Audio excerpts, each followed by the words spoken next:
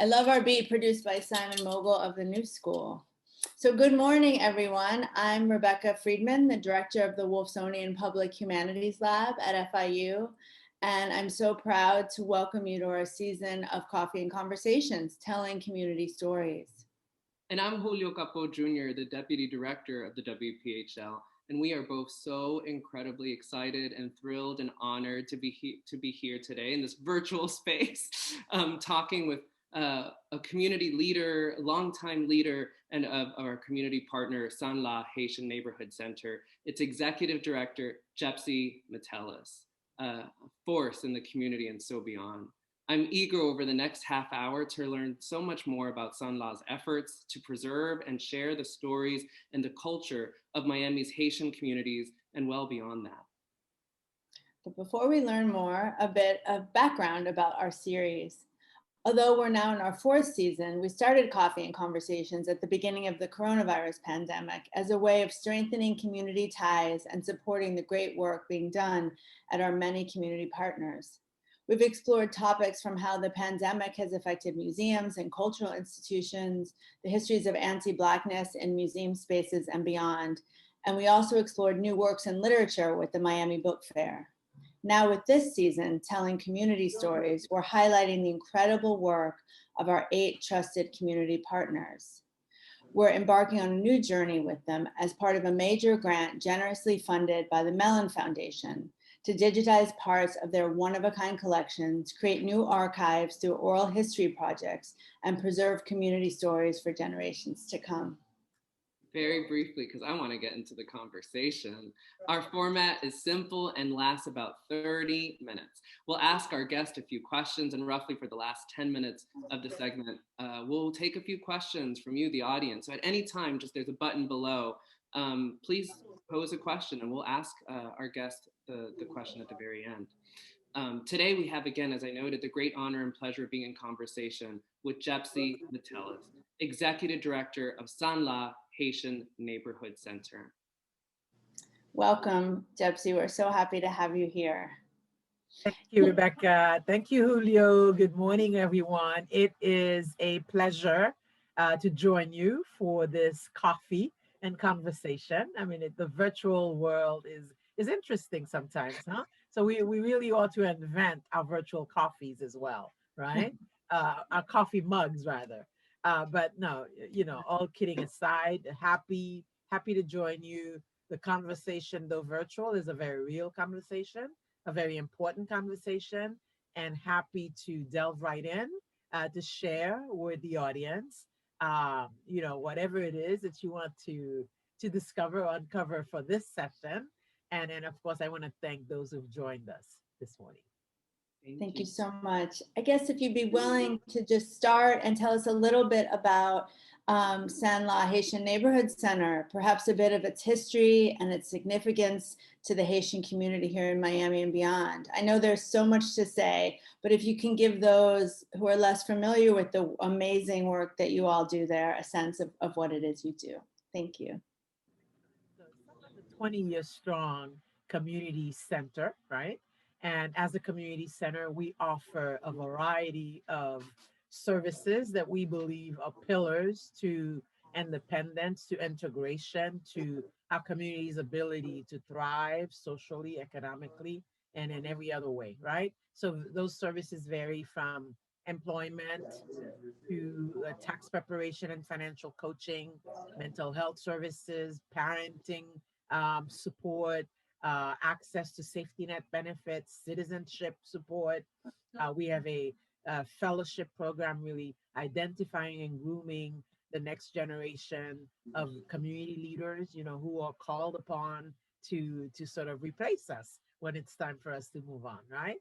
And beyond that, we also try to anchor the services we provide in community policy or in community-driven policy, policies based on the realities that we see in our community, that we see based on what the clients tell us, such that then we can help to formulate policies around either initiatives or investments that would benefit the community. And beyond that, There's an awful lot of community education. And because we're an immigrant community, a community that's not necessarily familiar with the institutions of this host country, come from communities that don't necessarily resemble our systems here in this country. And so, very often, that additional support is key. The support to navigate and institutions, to navigate systems, to understand what services, what benefits, what opportunities are available, but more importantly, to understand how to access those opportunities and benefits. And so, this work around education takes on many shapes depending on what's going on in the community. So it can be education around the census, around the decennial census. It could be education around certain policies being advanced and either an election cycle or if there is a major issue facing the community locally. And so that education is ongoing for us because the population we serve evolves, right? So and of course, if people want to learn more, our website is chock full of information. It's www.santla.org, and we welcome visits, right? And that way they can connect with us. It's in such incredible and necessary work all the time, right? It's doing the kind. It's so many hats that you all wear at any given time. But one of the kind of key things that I wonder now with COVID, for example, with coronavirus, the past year has, made this work even more important and more necessary than even usual. I mean, that is, it's already doing such transformative work. I'm wondering about some of the new challenges and triumphs that you all have experienced as a result of the last year of the global coronavirus pandemic. Challenges. Let us begin with our famous Connect system, right? Which is the state unemployment compensation system. And everyone has heard so much about its legendary malfunctioning.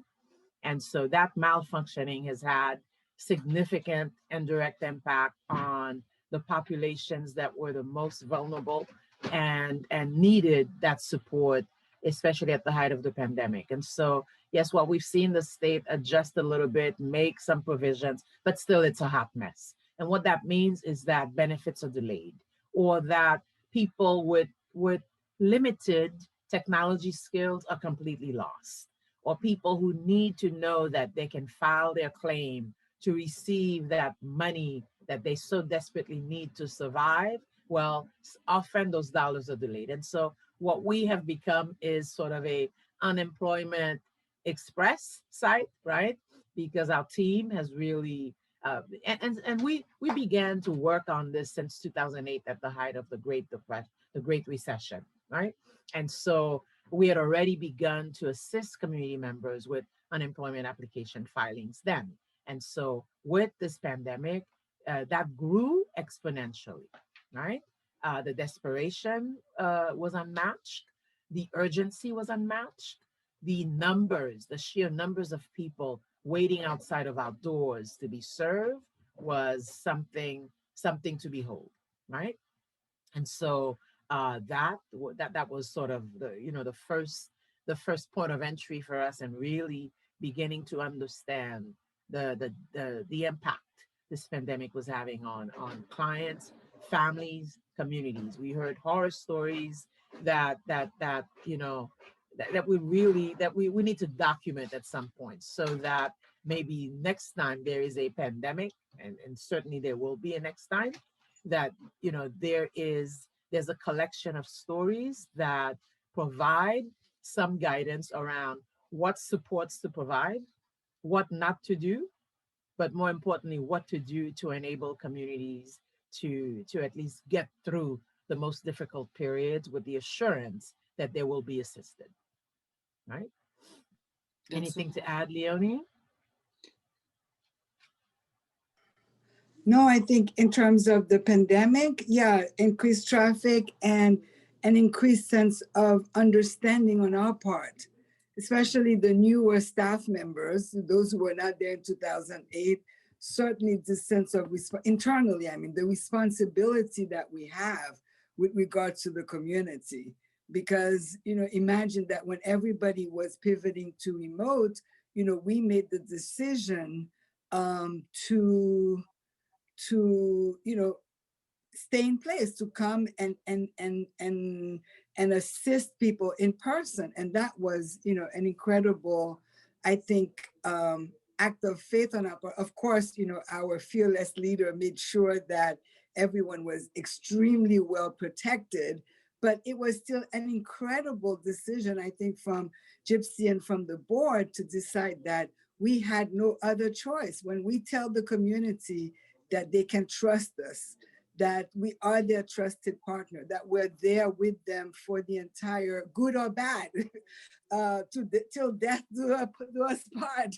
It was truly a test of that. And it was great that our entire team understood it, and there were no recrimination. There was no, why do we have to come back? Because we understood that we were frontline workers, just like a nurse couldn't say, I'm not going to the hospital because there's COVID. We could not say, folks are suffering because they're not getting their unemployment checks, and they'll just have to deal with it. We understood that it was our responsibility as members of the staff. And so, you really become even more aware of your mission and why you're there in the community. So I think that in addition to the problems and the issues, it really reinforced, what to us, what Sant La meant and what Sant La is supposed to do in the community. That's so powerful to hear. And I just want to say, Leonie, while Director of Development Communications and Strategic Planning, I feel like I got to give a good intro there.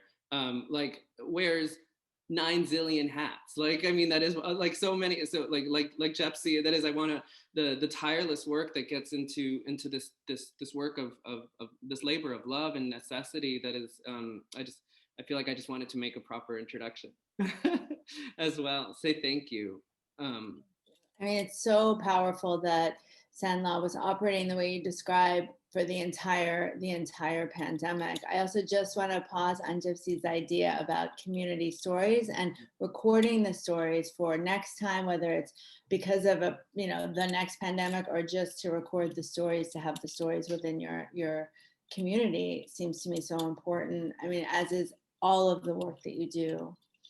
The next thing, if I can just transition, I mean, obviously this has been an incredibly difficult time for cultural institutions, so social service institutions with coronavirus and so forth. This, as you described, the flow of resources being much slower.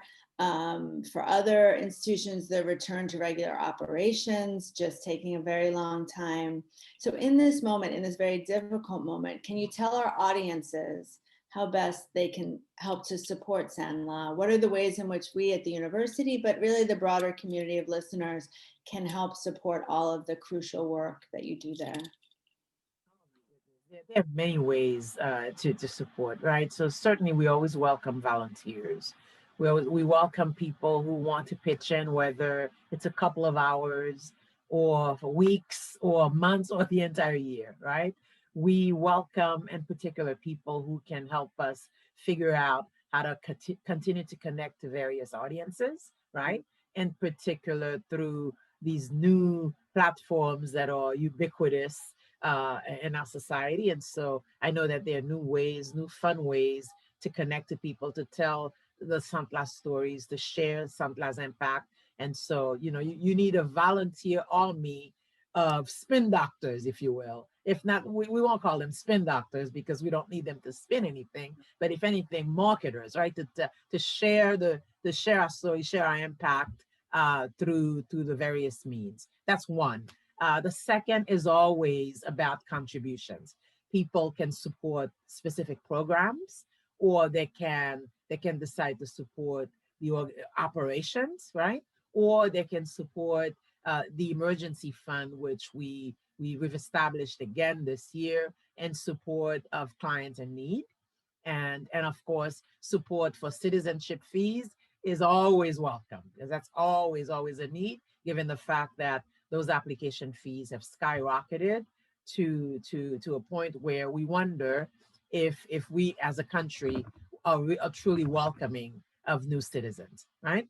So those are the few ways that I can think of right now. Leonie, help me out while I think about some other things.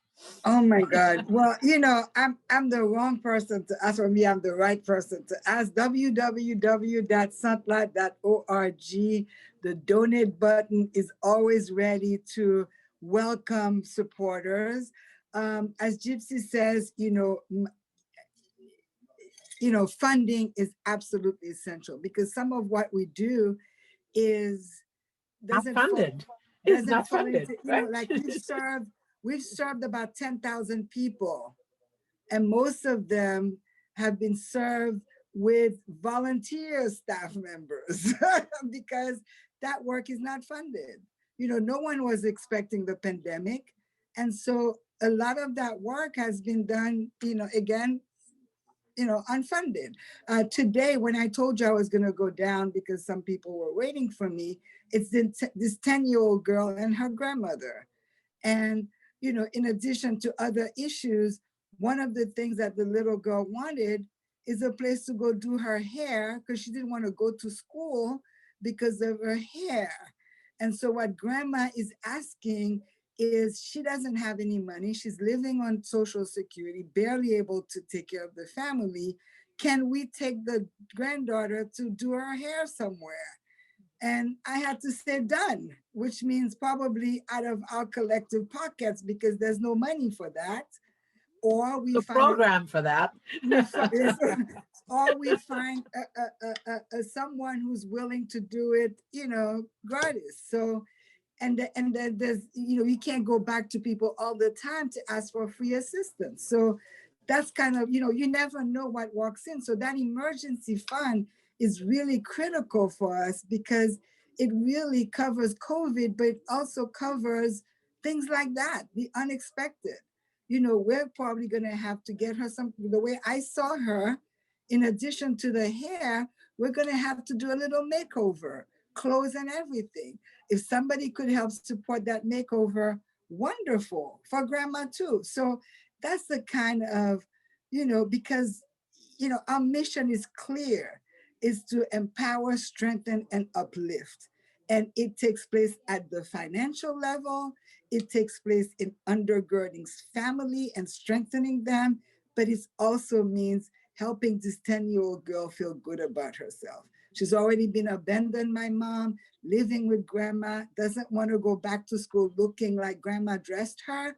So it's also about making her feel good about herself. So, you never know who's going to walk. We never know. I had no idea that this is what I was going to find downstairs. So it's that kind of support that we need. And frankly, funding is absolutely necessary.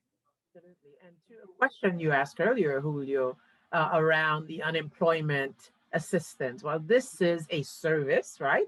A formal service because it's rather not everybody can do it, but we've done so unfunded. And so when Leonie refers to staff volunteers, well, those of us who have taken the time to develop the expertise in how to complete this form, how to navigate the system, how to contact the state connect system, and how to address very real problems that community members face. Well, that is time, right? Time equals money, except that there is no money to support any staff member for this particular service, right? So that's an example of the many of the unfunded things that we have to do.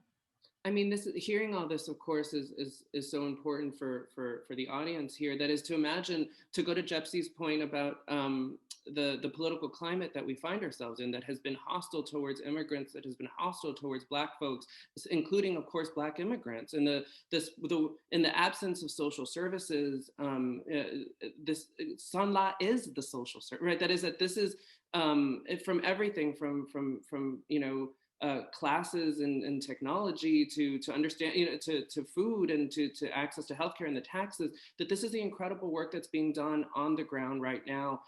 Please go to sanla.org and go to that donate page if you can, right? And help spread that word. And for those who are interested in volunteering, there's information there as well as internships for those who are listening and who hear this later through FIU. If you're an FIU student, we can facilitate a public history internship to get skills and on the ground experience and learning about the incredible work that's being done here already and ways that we can best support our community partners.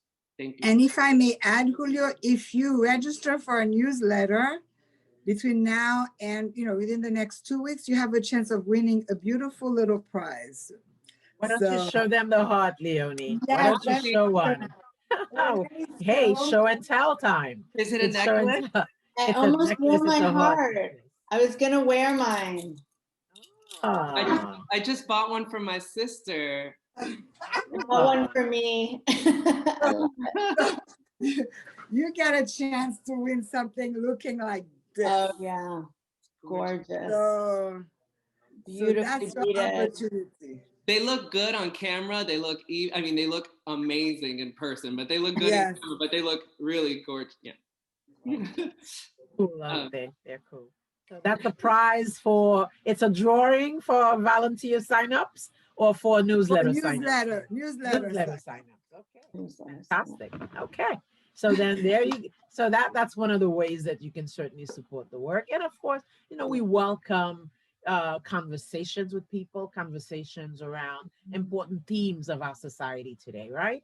From the racial justice issues that we all are trying to address, right? To make sure that people understand what we mean by racial justice issues, right? And how these issues impact people of color in so many different areas, from education to health to finances to housing, right? So these are conversations that we too often assume that everyone is aware of, right? Yeah. Issues that we think everyone understands. When in fact, I think this climate offers us an opportunity to have these talks so that people understand why, for example, in the Black communities, Black and Brown communities, there are such tense relationships with police, right? So I think we need to understand the history of policing in this country in order to understand where that perspective is coming from, right? So that requires ongoing, frank, honest conversations that help to expand knowledge and understanding, and to potentially arrive at solutions that are long lasting. Call Lucy and tell her I'm on a Zoom, please.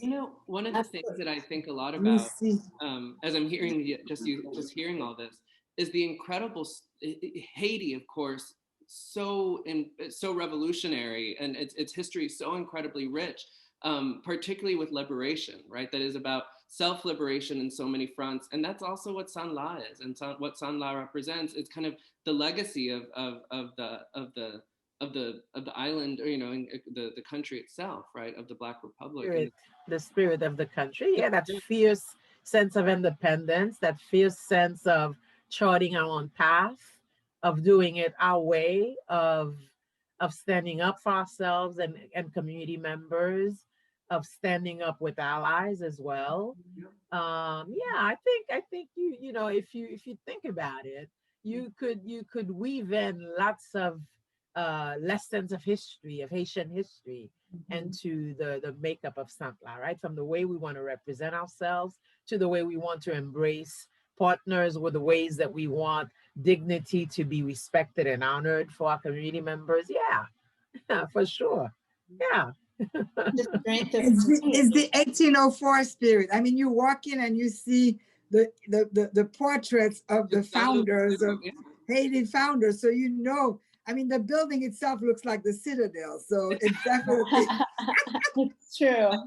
I have to say, when I entered it, you see Louverture, and you see Jean-Jacques Dessalines, and you get the sense, right? I mean, there is something anyway.